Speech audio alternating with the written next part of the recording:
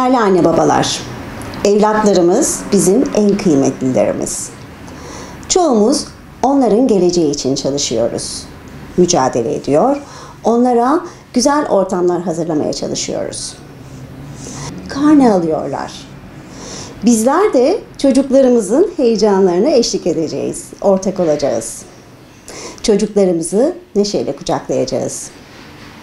Kimi çocuğumuzun karnesi çok güzel, kimi çocuğumuzun karnesi güzel olmayabilir. Öğrenci her derste başarılı olmak zorunda değil. Olması tabii ki avantaj. Ancak her ruhun, her bedenin farklı özellikleri var. Bizler insanlar olarak holistik yaratıklarız.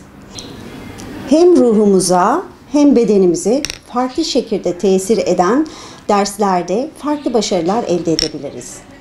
Önemli olan anne babalar olarak evlatlarımızı hangi yeteneklerinin, hangi derse yaklaşımının daha iyi olduğunu keşfedebilmek ve onu destekleyebilmek. Bizler onların bu yeteneklerini desteklediğimiz sürece eminim ki onların başarıları daha da artacaktır. Bazı derslerde başarısız gördüğümüz ya da öğretmenleri tarafından başarısız olarak notlandırılan çocuklarımızın nasıl teşvik edilmesi gerektiği ile ilgili çalışmalar yapılmalı.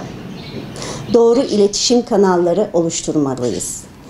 Farkı en kısa zamanda fark edersek çocuğumuzun motivasyonuyla, dolayısıyla anne baba olarak bizlerin motivasyonu da eş zamanlı olarak artacaktır.